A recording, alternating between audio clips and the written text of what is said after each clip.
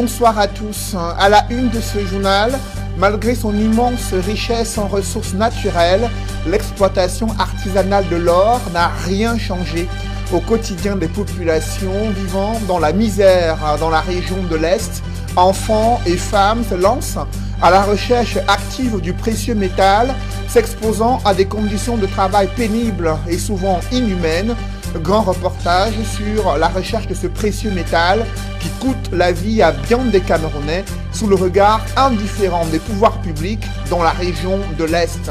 Une vague d'indignation après les propos controversés d'un député RDPC à l'Assemblée nationale.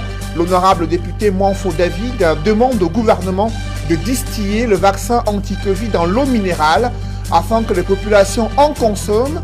Une telle stratégie vaccinale a-t-elle un fondement scientifique et légal? Ce député RDPC a-t-il mesuré les effets dévastateurs de cette méthode de la Gestapo sur l'activité économique de l'eau minérale au Cameroun? Comment expliquer de tels propos devant la représentation nationale? Analyse et décryptage d'un dérapage aux conséquences gravissimes au Cameroun.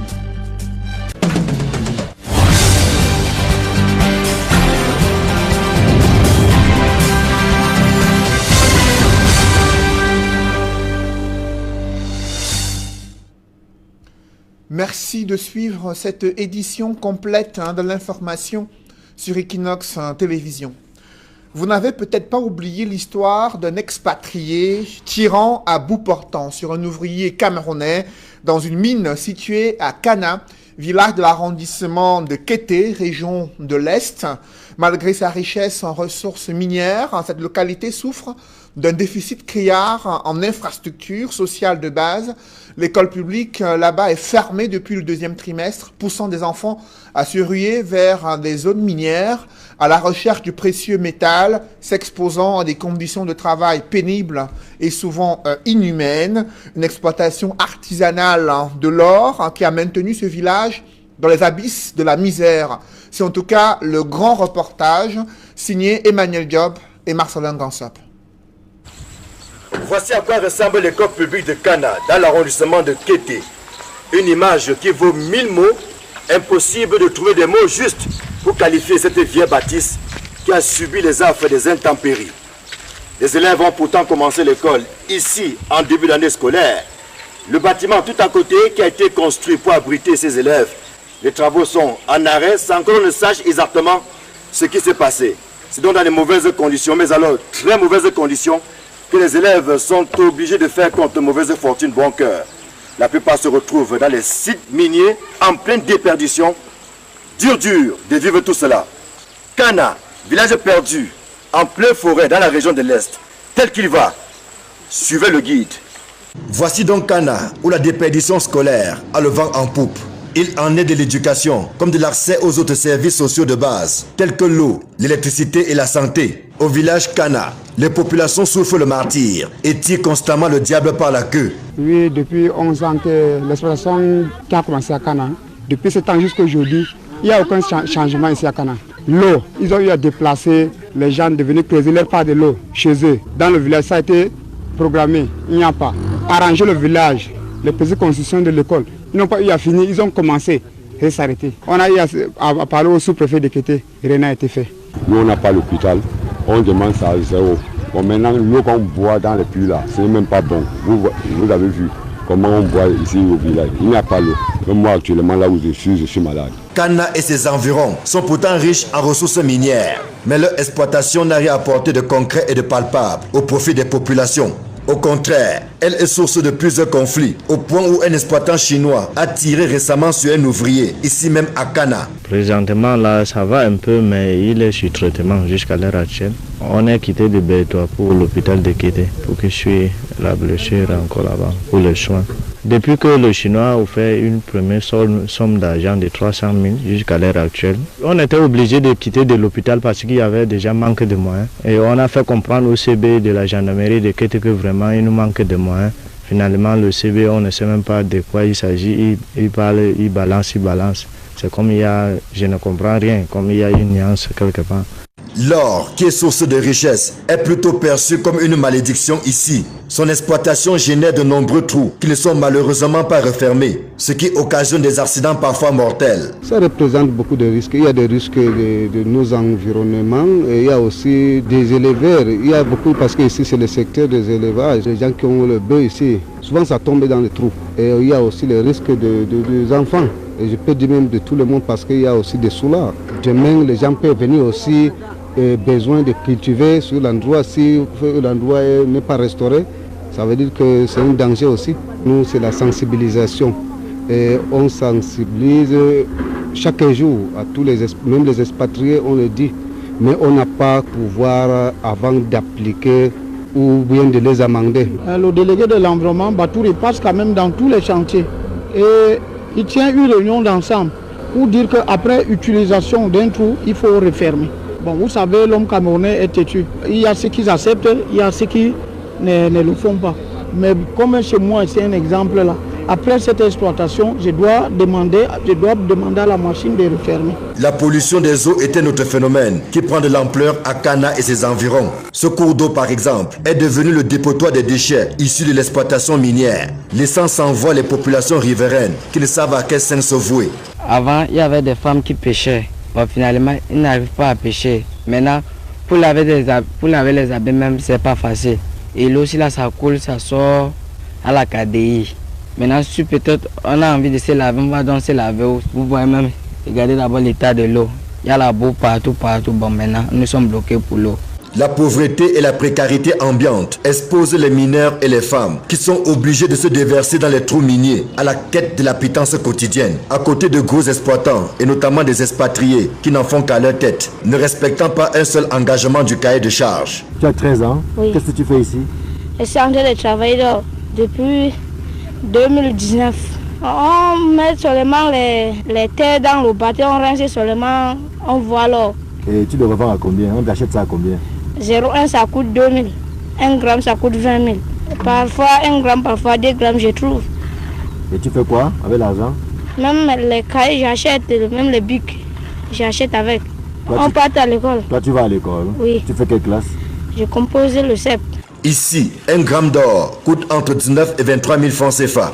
C'est assez excitant pour amener toute la population à se lancer dans l'exploitation artisanale. Nous, on a des prix qui sont stables. Il y a un arrêté qui vient chaque fois, on essaie d'afficher partout.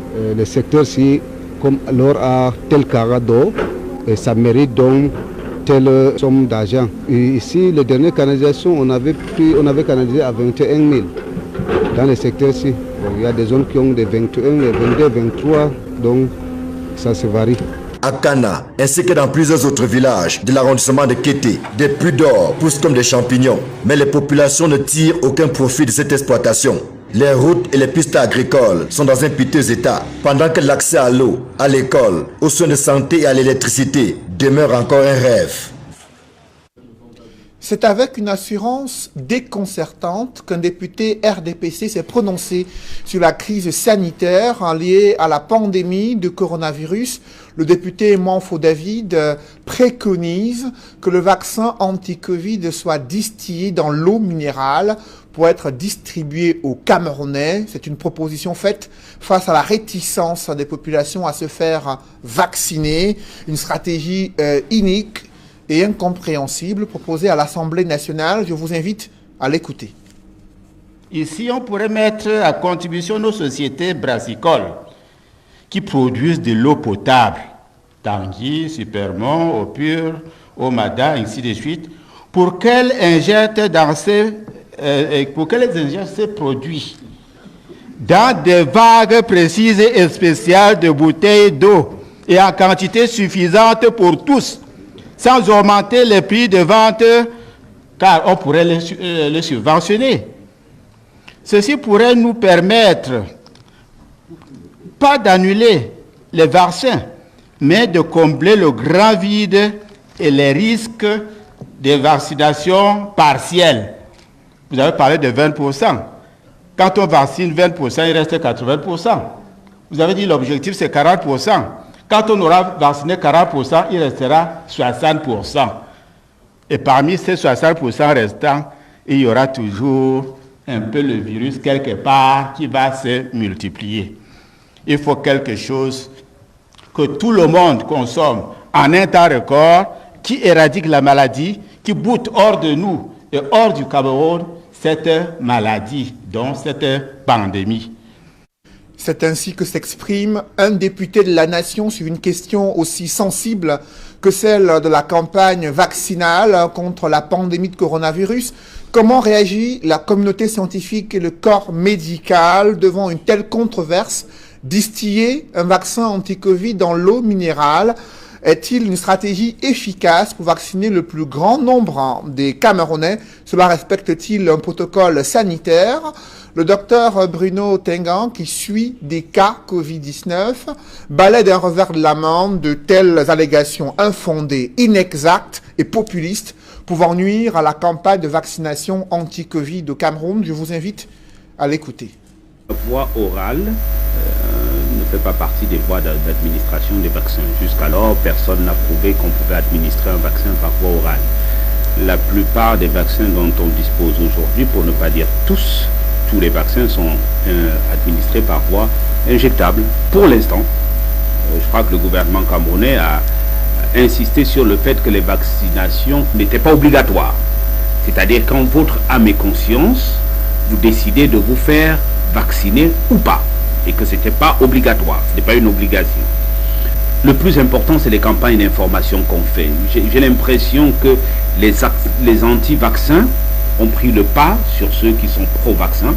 Dans les réseaux sociaux, un petit peu partout, on ne parle que des effets secondaires supposés des vaccins qui sont graves à long terme, à court terme, stérilisation, plus 5G et ainsi de suite. Je pense que nos pouvoirs publics et nous-mêmes en tant que médecins, nous devons absolument insister sur l'information et l'éducation des personnes, de sorte que quand quelqu'un prend la décision de se faire vacciner ou de ne pas faire se vacciner, qu'il ait quand même un maximum d'éléments sur lesquels il peut s'appuyer pour prendre sa décision. Le but du vaccin, c'est de vous faire injecter grosso modo, je ne vais pas rentrer dans les détails, une forme atténuée ou tuée d'un microbe, pour que qui ne peut pas être dangereux pour vous, et votre organisme va se mobiliser. Votre système immunitaire, qui est l'armée qui défend votre corps, va se comporter comme si c'était le vrai microbe et va fabriquer des armes. Le jour où le vrai microbe arrivera, votre armée, votre immunité qui est déjà là, votre système immunitaire va le combattre. Donc dans la plupart des cas, même si vous faites la maladie, comme dans le cas du Covid, ce sera une forme légère, ce ne sera pas une forme mortelle. En clair, selon des médecins, distiller du vaccin anti-Covid dans l'eau minérale, c'est de la fumisterie. Comment un député en est-il arrivé à tenir de tels propos devant l'Assemblée nationale? A-t-il mesuré les effets dévastateurs de cette méthode de la Gestapo sur la vie socio-économique? Comment un tel dérapage aux conséquences graves a-t-il pu être effectué à l'Assemblée nationale? Analyse avec Guy Zogo. Sur une échelle quantitative, les déclarations du député RDPC David Manfo sur la démarche à tenir pour le vaccin Covid-19 au Cameroun sont sans nul doute le summum du ridicule. Rarement, sinon jamais, on aura vu un élu du peuple se hisser ainsi à la tribune de l'Assemblée nationale pour tenir toute honte but devant la nation entière de tels propos incohérents et surtout dignes d'un système totalitaire qu'on n'aura jamais vu nulle part dans le monde. Que tout le monde consomme en un temps record, qui éradique la maladie, qui boute hors de nous et hors du Cameroun cette maladie. Pourtant, le député du RDPC Nana Cure, qui voit dans sa proposition le moyen qui pourrait convaincre les Camerounais d'adhérer à l'idée de se faire vacciner contre le Covid-19. Peu importe que le gouvernement ne communique nullement pour convaincre les Camerounais, peu importe que les acteurs de la chambre basse du Parlement fassent montre de peu d'ingéniosité, ce qui est évident pour l'honorable David Manfo, c'est plutôt la solution de facilité, voire carrément de la paresse intellectuelle. Et dire pourtant qu'il s'agit d'un produit de l'École nationale d'administration et de magistrature ENAM, puisqu'il est anciennement inspecteur des impôts. Ce qui n'honore guère cette école, souvent cible des critiques pour la qualité de certains de ses produits. Il n'empêche, malgré ces perles de peu de sérieux, l'honorable David Manfo, qui confirme la formule d'Albert Camus selon laquelle la bêtise insiste toujours, s'est permis de recruter une légion d'acteurs peu crédibles de la presse nationale pour faire avaler à l'opinion l'idée qu'il n'aura jamais tenu de tels propos. Comme le ridicule ne tue pas, il faut lui rappeler sans aucune concession que ces déclarations ont été enregistrées par les soins d'Equinox Télévision ainsi que de nombreux autres médias. L'honorable David Manfo va donc devoir vivre avec cette sortie qui ne le fera pas entrer dans les annales de l'histoire comme un député éclairé. Dans ce chapitre consacré à la santé, des hôpitaux de district connaissent une vétusté indescriptible. C'est le cas à Foumbot, là où l'hôpital de district construit dans les années 80 n'a pas connu une cure de jouvence. Les équipements médicaux sont vétustes. Le personnel médical se plaint de l'insuffisance du plateau technique pour améliorer la prise en charge des malades. Là-bas, les lits d'hôpitaux sont inutilisables et pouvant provoquer également d'autres maladies de dos pour les patients. C'est le constat que font Mao dans ce reportage et Julienne Berthe-Bissaille. Rendue à son lieu de service comme à l'accoutumée, cette technicienne de laboratoire de l'hôpital de district de Foumbot a du mal à interpréter les examens des malades. L'un des microscopes vient de la lâcher.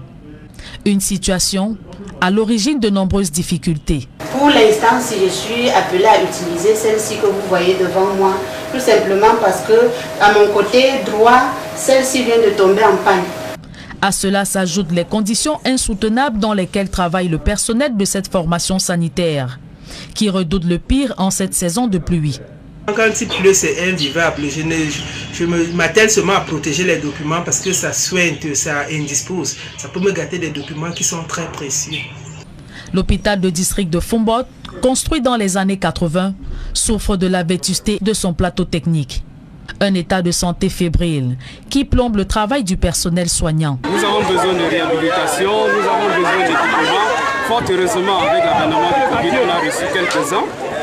Et vous savez que nous n'avons pas d'ambulance, nous n'avons pas de mort. C'était très difficile de gérer les patients, c'était très difficile de gérer ceux qui étaient décédés. Il fallait gérer les corps.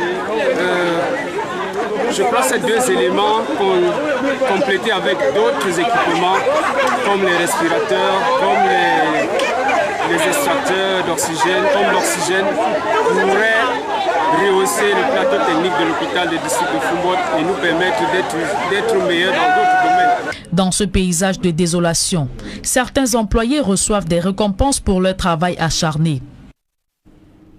Restons dans la région de l'Ouest où le trafic des ossements humains prend de l'ampleur. Malgré les stratégies de lutte contre ce fléau, d'autres trafiquants ont été interpellés. Ils s'apprêtaient à écouler ce qu'ils considèrent comme le diamant vert sur le marché noir des ossements humains. D'autres détails avec le Claire Tsakem. Des colis de notre genre exposés à la cour de la Légion de gendarmerie de l'Ouest. Dans ces sacs, des ossements humains saisis entre les mains de ces individus alors qu'ils s'apprêtaient à écouler au marché noir. Suite aux harcèlements téléphoniques par des inconnus à l'endroit d'un tiers faisant état de ce qu'ils détenaient, les diamants prêts à écouler en toute quiétude. 3 squelettes humains complets, soigneusement emballés. Ces présumés profaneurs détombent dans le département du Noun, extrait le butin, qui les revendent à coups de millions de francs CFA. Interpellés dans le Noun, c'est aucun oignon à Bafoussam que les réniques humains ont été trousés après exploitation des suspects, preuve que c'est une chaîne bien organisée pour une riposte proportionnelle. En exploitant les pistes qui nous ont, n'est-ce pas, permis de mettre la main sur 3 présumés trafiquants en possession de 2 squelettes complets. Au cours de l'exploitation, nous avons, n'est-ce pas, interpellé un troisième larron. Chaque année dans la région de l'Ouest, des dizaines de jeunes et même des adultes sont interpellés en possession des ossements humains qu'ils écoulent sous l'appellation de or blanc. Le mystère qui continue de planer autour de cette affaire est de savoir qui en sont les principaux acheteurs et que font-ils exactement de ce reste humain. Ces quatre hors-la-loi qui foulent aux pieds la dignité humaine et commercialisent les ossements humains ont été mis à la disposition de la justice. À l'occasion des causeries citoyennes dans le 4e arrondissement de Douala, les populations, notamment les jeunes, ont posé leurs problèmes, à savoir le chômage galopant et l'enclavement de Bonabéry, cette commune d'arrondissement où de nombreux chantiers routiers n'ont pas été achevés depuis de nombreuses années. Une occasion pour les jeunes d'interpeller la municipalité et les autorités administratives de la capitale économique du Cameroun. Ils s'expriment dans ce reportage signé Dani Waranzede et Sédek Ding. Avec une population évaluée à plus de 400 000 âmes, dont plus de 60% aussi entre 20 et 40 ans, les défis sont nombreux pour la commune de Douala 4e. Avec entre autres l'accès à l'emploi pour la population jeune et le défi des infrastructures routières. Une fois tous les 6 mois, la commune d'arrondissement de Douala 4e se soumet aux questions dans le cadre des journées d'échange citoyen. Parce que tout comme les compétences sont transférées, il est question de poser la balle à terre, comme on dit au quartier, et de voir avec les populations quels sont leurs besoins et leurs doléances réelles. Des doléances posées au cours de la journée des échanges citoyens entre populations, acteurs de la société civile et administration locale sur les problématiques de l'heure, notamment le fort taux d'enclavement de certaines localités situées aux encablures de Douala 4e qui ont encore du mal à obtenir leur part du gâteau sur les près de 2,5 milliards octroyés à la commune. Et ces pavés sont de la compétence de la mairie de ville, comme je disais tout à l'heure. Et nous, ce que nous faisons, nous nous posons pour les populations qui ont cela comme priorité, nous nous posons en médiateur ou en intermédiaire. Nous avons porté ces doléances au niveau de la mairie de ville. Mais il se pourrait que dû à la pandémie du Covid-19, les coupes budgétaires et tout, ces projets reviendront, seront inscrits, réinscrits dans les budgets à venir 2023-2024 tout simplement. Une pandémie de Covid-19 qui, en plus d'avoir morcelé le budget de la commune, a causé un énorme préjudice aux activités économiques, poussant la plupart des jeunes aux affres du chômage dans une commune où 3 jeunes sur 5 n'exercent aucune activité génératrice de revenus.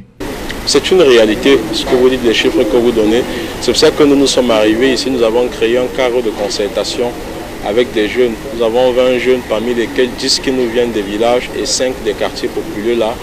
Et 5 jeunes leaders d'associations. Et ce cadre, nous avons appelé la task force. Et c'est ces jeunes qui nous font des propositions sur comment est-ce qu'on peut résoudre les différents problèmes qui minent la jeunesse, parmi lesquels le chômage, les problèmes de consommation de drogue. Une task force dont la mission s'annonce des plus ardues dans une commune qui a connu ces dernières années un afflux massif de déplacés internes dû à la crise dans les régions du nord-ouest et du sud-ouest. Le Conseil national d'agrément des manuels scolaires homologue le matériel didactique. C'était au cours des travaux de la première session du Conseil dédiée à la dite homologation. Il est question de mettre de l'ordre dans le volet matériel didactique non encore exploré par cette institution depuis sa réorganisation intervenue en novembre 2017 sur les enjeux de cette homologation et les travaux de Yaoundé. Je vous invite à suivre les explications de Jean-Paul Common, président du Conseil national d'agrément des manuels scolaires et des matériels didactiques. Vous savez que les programmes ont été changés en 2017 et la première étape c'était l'adaptation des manuels au nouveau programme. Et comme nous avons presque bouclé le cycle, c'est-à-dire au secondaire, nous avons fini avec les classes de terminale. Au primaire, nous allons finir l'année prochaine avec les classes de CM1, CM2.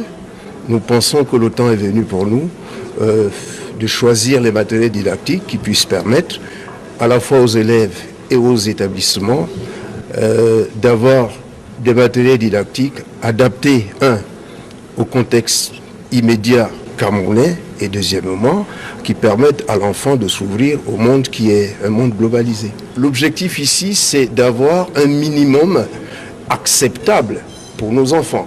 S'assurer que les images qui pourraient se retrouver sur des couvertures ne soient pas des images qui soient totalement démarquées de notre réalité immédiate. Il faut vous dire une chose, ce n'est pas le conseil qui écrit les manuels. C'est les éditeurs qui proposent les manuels au conseil. Mais lorsque nous faisons l'évaluation des manuels, nous nous assurons que l'histoire du Cameroun est prise en compte. Les grandes figures de l'histoire du Cameroun, nous nous assurons que ces grandes figures sont prises en compte. Mais il faut garder à l'esprit qu'un manuel n'est pas quelque chose de fermé.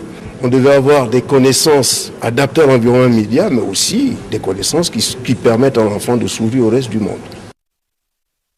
Dans notre saga Chemin de Cannes, nous avions démarré le feuilleton sur l'indépendance de l'Algérie, le Front de libération nationale, qui a misé sur une équipe de football afin de conscientiser les Algériens et la communauté internationale sur les enjeux de l'indépendance de ce pays. Une occasion pour la quasi-totalité des Algériens de la diaspora de déserter clandestinement le club et l'équipe de France pour entrer dans leur pays d'origine afin de jouer au football et de contribuer à la lutte pour l'indépendance de l'Algérie. Les précisions dans ce reportage est signé Jean-Paul Chouniat sur le chemin de la Cannes, édition 2022 au Cameroun.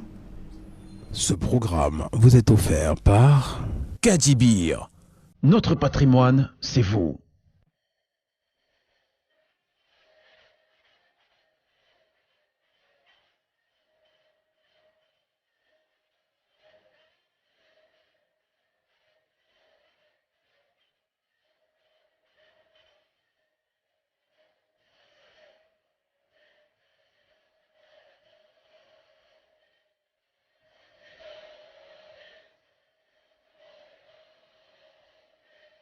Les fils de colons, ils sont à part, et puis dans une école, et nous on était dans une école, ce qu'on appelle l'école indigène. Quelque part, le colonialisme tel qu'il était, tel qu'il existait en Algérie, c'est de l'apartheid.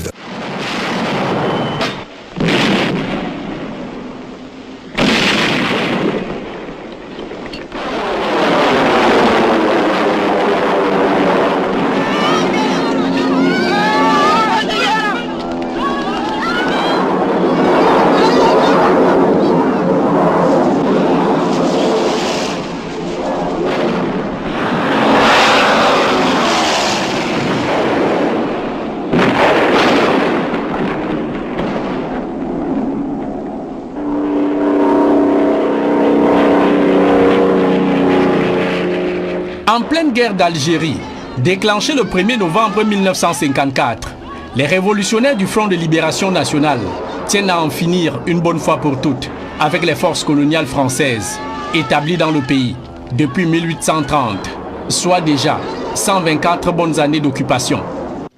Région après région, les unités opérationnelles, près de 20 000 hommes, sont lancées à l'attaque. Aidées par les unités locales qui fournissent le renseignement, elles obtiennent les résultats escomptés. La situation devient intenable pour les djounoutes de l'ALN. L'armée occupe chaque douar, contrôle chaque village, visite chaque mechta.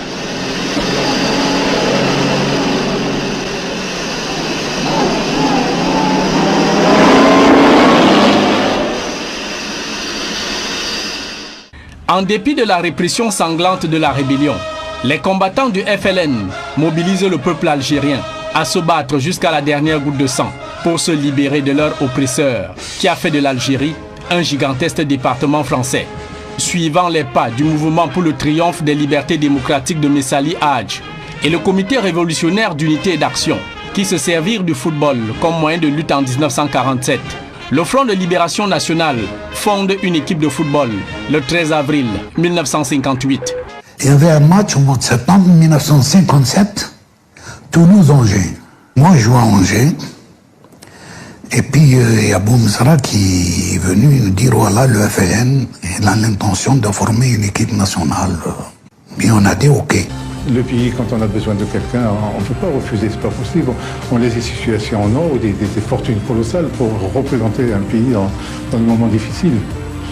J'ai abandonné ma carrière. Moi, j'étais responsable de l'organisation Et les footballeurs, c'était des militants. Ils étaient structurés dans l'organisation. Donc, la hiérarchique voulait que ce soit moi qui intervienne. Donc, moi, j'ai donné l'ordre, uniquement l'ordre. Les footballeurs, on ne pouvait pas les toucher sans mon accord. Au-delà de l'aspect purement sportif, l'équipe du Front de Libération Nationale a un rôle hautement politique dans la lutte pour l'indépendance de l'Algérie. Et la convocation des footballeurs professionnels algériens évoluant dans le championnat français et l'équipe de France a pour grand enjeu montrer aux Français de la métropole que l'indépendance est une cause nationale. Il est absolument indispensable et nécessaire pour le FLN que Makhloufi soit dans cette équipe de football du FLN. Arabe prend son élan et serre sur la droite, semble-t-il, Mekloufi qui passe à Njoléa. Njoléa dribble. Rachid Mekloufi, 22 ans, évolue à l'AS Saint-Étienne. Il est l'étoile montante du club. C'est qui a concédé un corner. Ce corner est tiré par Richvers, repris de la tête par Njoléa, manqué et repris de volée par Mekloufi, comme vous l'avez vu, et c'est le premier but. Bien rémunérés et traités dans leur statut de vedette, une dizaine de joueurs algériens contactés par des émissaires du FLN renoncent à leur vie de confort pour aller défendre leur pays en danger. Vous devez sortir, on allait expliquer le pourquoi. Moi, j'ai expliqué à 3 ou 4. Je me rappelle, c'était Boubkir, Bentifouj. Je pense qu'il y avait des données, et puis un quatrième dont je ne me rappelle pas. Je leur ai dit, voilà, c'est un devoir patriotique que vous devez accomplir. Il y avait M. Marouche et sa femme qui sont venus me voir à l'avenue Saint-Saëns, là-bas à Strasbourg, à Bordeaux, près du local, en me disant, voilà, Saïd, tu as été choisi par les responsables à rejoindre tes camarades. Dans le cas où tu ne refuses pas ou quoi que ce soit, ça veut dire qu'on n'était pas forcé. On nous a pas mis, si on dit, le couteau sur la gorge pour dire tu dois partir. Non, non. La question était posée comme telle. Et dans le cas où tu veux, tel jour, telle heure, tu dois te trouver à tel endroit.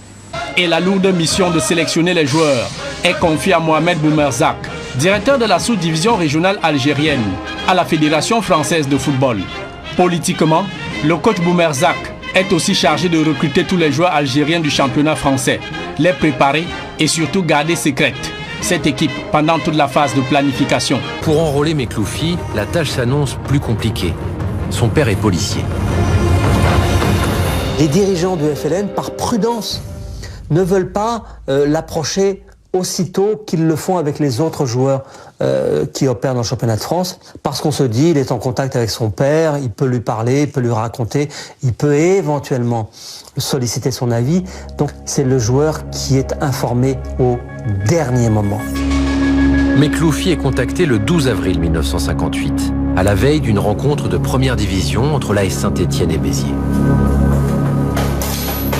Ils m'ont dit, demain, on va à Tunis. J'étais apolitique. Bon, je voyais des choses, j'entendais des choses, des trucs, etc. Mais ce qui m'a tenté le plus, c'est justement cette idée et cette connaissance du français d'Algérie. Comment ils nous considéraient, comment ils nous rejetaient, comment ils nous maltraitaient, etc. Mekloufi, originaire lui aussi de Sétif, accepte de s'engager au regard du massacre du 8 mai 1945. J'avais 9 ans et puis j'ai vu des choses incroyables. J'ai vu des choses incroyables, des mitraillages. Ils n'ont pas pris des gants. Et ça m'a bouleversé. Tout est enfin prêt en 1958. Une dizaine de joueurs quittent clandestinement la France et rallient Tunis, au siège le GPRA, le gouvernement provisoire de la République algérienne. Tous sont accueillis à l'aéroport par le leader Ferra Abbas et le président Habib Bourguiba, voisin et grand militant du pan-arabisme. Il héberge toute la délégation algérienne. Ce départ des footballeurs algériens en plein championnat et à 2 mois de la 6e Coupe du Monde de 1958 fait la une de tous les journaux. L'opinion publique française s'interroge sur le remplacement de Moustapha Zitouni et Rachid Mekloufi, 2 pièces maîtresses chez les Bleus. en cette veille du grand rendez-vous suédois. Moi, j'étais à Paris quand ils sont sortis. Moi, je sais. Il n'y a pas un journal français qui n'a pas parlé de ça. Il n'y en a pas un. De droite ou de gauche. Pendant. Il n'y en a pas un. Sur le plan médiatique, je vous dis pour moi, j'appelle ça un 1er novembre. Un 1er novembre, ça n'a pas fait autant de bruit que les footballeurs en France, je veux dire. Ça a été à l'échelle européenne, pour ne pas dire internationale. L'équipe du Front de Libération Nationale a pris corps. De vrais stars du foot, au mépris de leur statut de privilégiés et tous leurs avantages.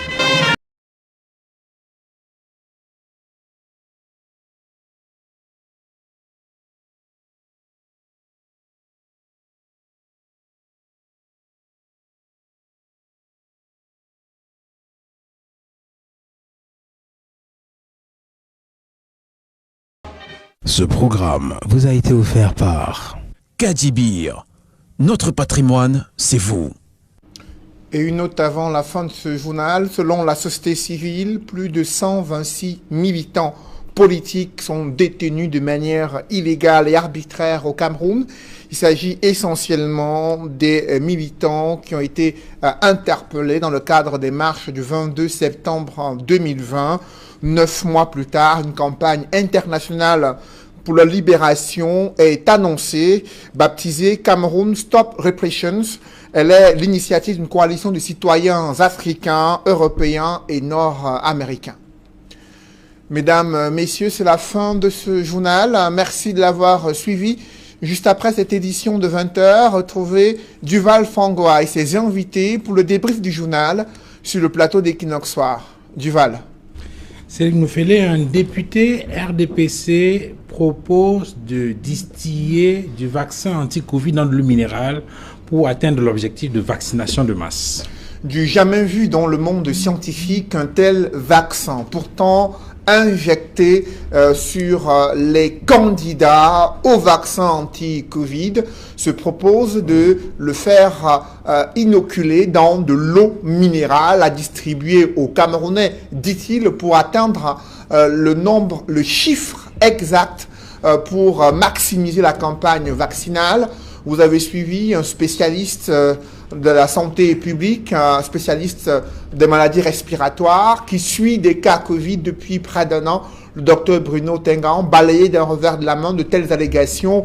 Le vaccin ne s'administre pas de cette manière et on est bien surpris de voir un député intellectuel tenir de tels propos qui pourraient avoir des conséquences graves sur la campagne de vaccination et sur l'activité économique des entreprises qui opèrent dans le secteur de l'eau minérale, parce que vous imaginez bien que des Camerounais pourraient être réticents à consommer de l'eau s'ils soupçonnaient qu'on les forcerait à se faire vacciner d'une telle manière. Duval. Voilà, ce sera l'essentiel du débrief. C'était la grande édition du soir avec Cédric Moufélé. Bonne soirée Cédric. Bonne soirée à vous Duval. Et à demain. 20h. Madame, Messieurs, dans quelques secondes, la deuxième partie d'Equinox ce soir, le débrief avec nos invités sur le plateau.